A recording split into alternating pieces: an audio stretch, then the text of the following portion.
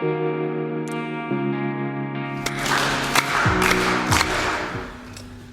daughter and I were revisiting memories of the summer children's pilgrimage to Jiba through some videos we found online.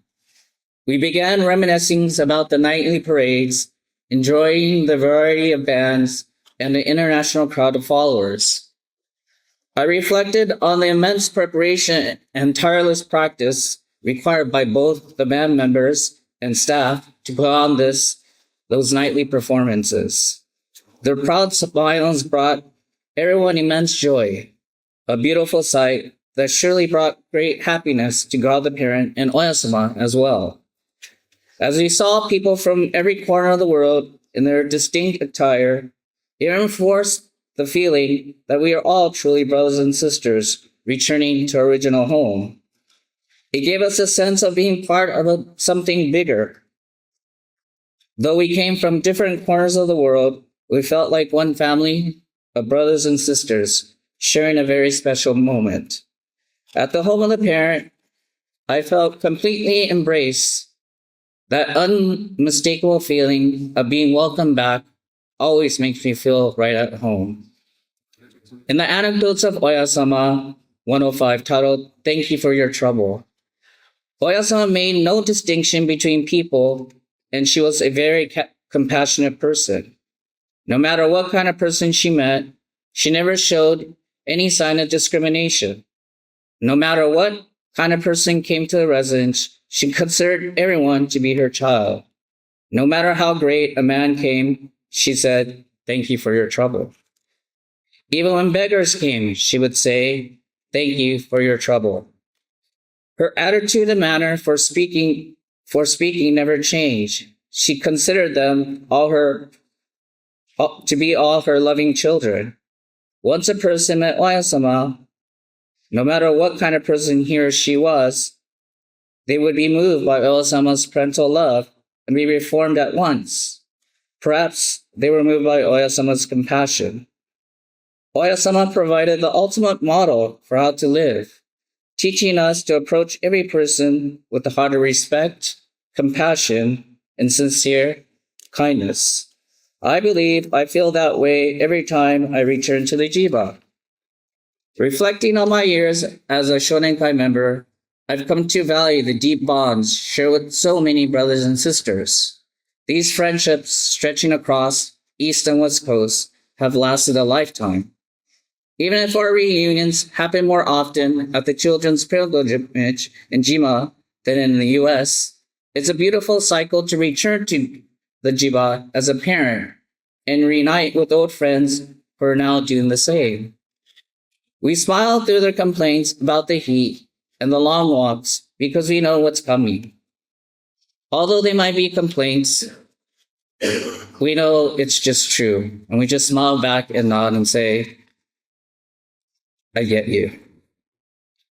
On our last day together, despite the exhaustion, the children always ask the same thing. Can we return next year?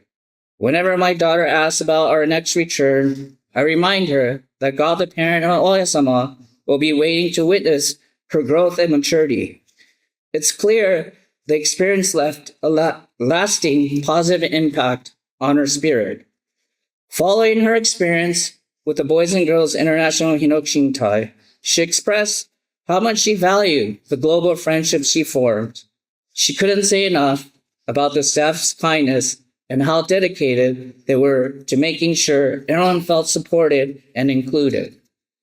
Reflecting on my past pilgrimages, I've come to realize that the most rewarding part was the community we built, the people and the special bonds that have stayed with me all these years. The YouTube algorithm recently dropped a great video in my feed about this British YouTuber in Korea who finds tiny, authentic restaurants. He stumbled upon a spot where the owner treated him like family, piling his plate high and explaining that she sees her two sons in every customer.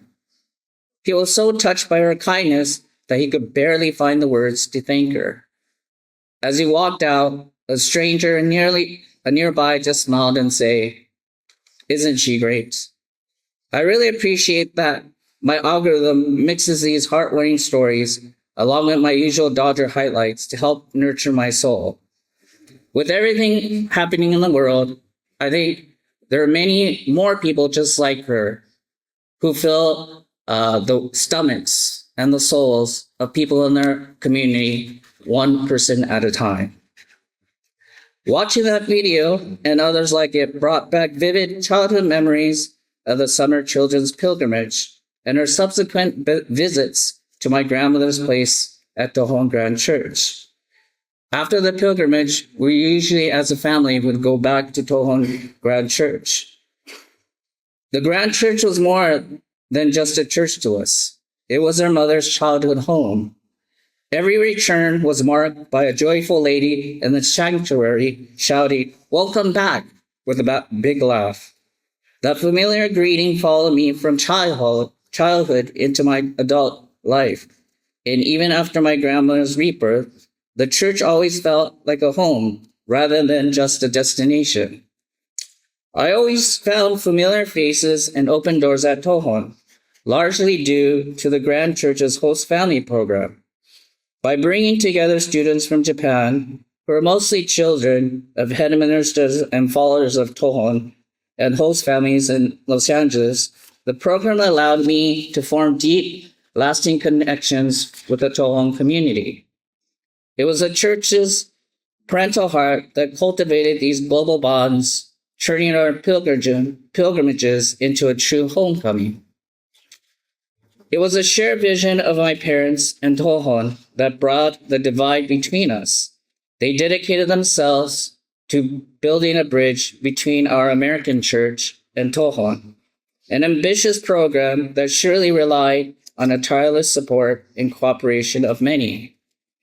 Likewise, maintaining the American-Canada group for the summer pilgrimage for so long is a testament to the power of cooperation and collaboration. Each year, it requires a dedicated effort of planning and support to bring so many people together for the pilgrimage. We are so grateful for the dedication of Mrs. Yuge, Reverend Ito, Reverend Linda Nishi and her mother, Wesley, and many more who I cannot thank right now. Their commitment, in addition to the countless staff, both then and now, ensure that everyone who joins the pilgrimage feels an immediate sense of belonging and family. One of my favorite memories is seeing Mrs. Yuge and Reverend Ito jump into the water with us and sharing that joy of the refreshing water. They understood that in the middle of the hot summer, the pool was the place to be. Serving as staff, I witnessed the pure delight that this pilgrimage inspires. A particular moving moment for me was watching a young participant greeting her grandmother in the worship hall. It was her first time participating in the summer pilgrimage and the first time meeting her grandmother. The way she called out and wove through the crowd just to give a hug is a memory I'll always cherish. Also, it was incredibly touching to witness a staff member returning for the first time since the pandemic, sharing a tearful embrace with their parents after their prayers in the worship hall. Her father kept the composed, traditional exterior, but I know he must have felt immense pride and relief seeing her return safely from America to the home of the parents. Or having a group of grandmothers coordinate a pilgrimage for the grandkids made me realize how much effort goes into this mission. I'm truly inspired by those who work without rest to share our path and share how important it is to return to the home of the parents. I'm reminded of a special trip I took with my father during my high school years. We always went with our mother and we always went together, but this time, for some reason, I was chosen to go with my dad. I usually don't go anywhere with my dad. We joined a church tour that retraced his spiritual roots, visiting the subordinate churches of his home church, alongside the missionary who originally shared the teachings with my father's family. She was in her 70s, and while I remember the many churches we visited and the constant flow of green tea and rice cakes, what sticks out to me most is her driving. She drove so cautiously, I don't think she ever shifted out of the first gear. I think her sole pace was intentional. She wanted to bridge the distance between us, allowing us to communicate to those local churches that were practicing the same faith across the ocean. In Saki, part 4, verse 62, God the Parent states, "To God, who began this world, all of you in the world are equally my beloved children." Verse 79, "To God the Parent throughout the world are all my children. All of you equally know that I'm your parent." And part 13, verse 43, "All of you throughout the world are brothers and sisters. There should be no one called an outsider." It was like a team-building tour. By visiting each church, she showed us that we weren't playing alone. We share the same struggles and victories, and by opening those lines of communication, she helped us build the relationships necessary to work toward our shared mission as one united team. This year marks a major milestone as the Boys and Girls Association of America and Canada holds its 50th service convention in June, just ahead of the annual summer children's pilgrimage to Jiba in July. The applications are out, and please fill it out by May 17th. We've come this far because of the shared dedication of those before us and those serving today. To sustain the Shoninkai for another 50 years, we need to strengthen our collaboration. While our core members consistently step up, additional support would go a long way in securing our future.